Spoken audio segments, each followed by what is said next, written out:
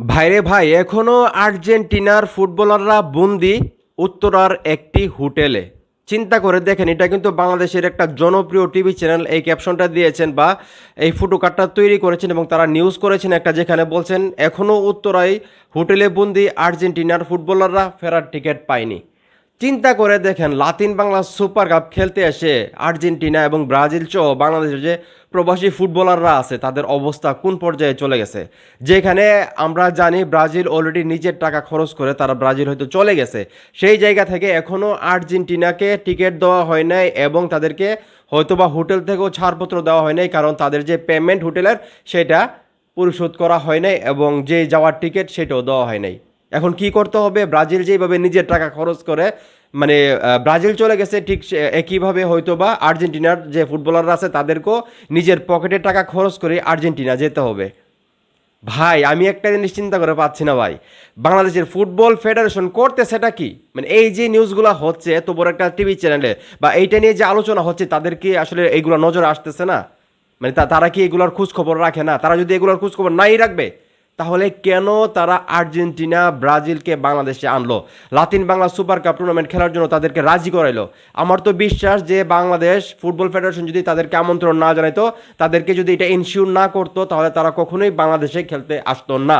আমি যেটা মনে করি, হোক তারা অনূর্ধ্ব 20 দল, হোক তারা ওইখানে নর্মাল একটা ক্লাব, অবশ্যই বাংলাদেশের ফুটবল ফেডারেশন থেকে তাদেরকে আমন্ত্রণ জানানো হয়েছে, তাদের সঙ্গে যোগাযোগ করা হয়েছে, সেই কারণে কিন্তু তারা বাংলাদেশে খেলতে আসছে, আমি যেটা মনে করি। তো সেই জায়গা থেকে এখন পর্যন্ত হোটেলে মানে আপনারা ক্যাপশনটা দেখছেন, এখনও উত্তরার হোটেলে বন্দি আর্জেন্টিনার ফুটবলাররা, ফেরার টিকিট পায়নি। এই লজ্জা কি শুধু ফুটবল ফেডারেশনের? এই লজ্জা কি শুধু লাতিন বাংলা সুপার কাপের যে আয়োজক আছে তাদের? না, এই লজ্জা বাংলাদেশের 18 কোটি মানুষের। এই লজ্জা বাংলাদেশের। এখন যারা এই যে আর্জেন্টিনা ফুটবলের যে ফুটবলাররা আছে যারা বাংলাদেশে এসেছিল, মানে বাংলাদেশের নাম শুনে যে বাংলাদেশের মানুষ আর্জেন্টিনার মানুষকে ভালোবাসে, বাংলাদেশের মানুষ ব্রাজিলের মানুষকে ভালোবাসে, ওইখানে গেলে হয়তো আমরা সম্মান পাবো, আদর পাবো, যত্ন পাবো, তারা যখন এখন আর্জেন্টিনায় যাবে, তারা যখন বাংলাদেশকে নিয়ে আলোচনা করবে, সমালোচনা করবে, তারা যখন বলবে বাংলাদেশে গিয়ে দেখলাম যে সব চুর ডাকাত বাটপার, তখন বাংলাদেশের মান সম্মানটা কোথায় যাবে? তখন কি শুধু এই যে তারা গিয়ে বাংলাদেশ সম্পর্কে ব্যাড কমেন্টগুলো করবে, এগুলো শুধু কি ফুটবল ফেডারেশনের উপর পড়বে? শুধু কি আসলে লাতিন বাংলা সুপার কাপের যে আয়োজক আছে তাদের উপর পড়বে? পড়বে 18 কোটি বাংলাদেশের মানুষের উপর, পড়বে বাংলাদেশের উপর।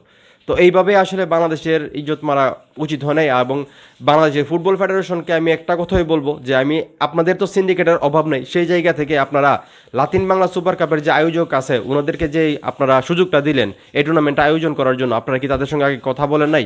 তাদের এই এবিলিটির বা সামর্থ্য আছে কিনা এই ফুটবলারদেরকে ঠিকভাবে বাংলাদেশ থেকে আবার দিয়ে টাকা দিয়ে পাঠানোর বা টিকিট দিয়ে পাঠানোর বা হোটেল ভাড়া দেওয়ার তাদের সামর্থ্য আছে কিনা, এগুলো আপনারা যাচাই বাছাই করবেন না? বা তাদের সঙ্গে একটা চুক্তি করবেন না যে আপনারা যেভাবে খেলোয়াড়গুলোকে আনতেছেন ঠিক একইভাবে সম্মানের সহিত তাদেরকে আবার পাঠাতে হবে? এগুলো কি আপনারা চুক্তিপত্র করেন নাই?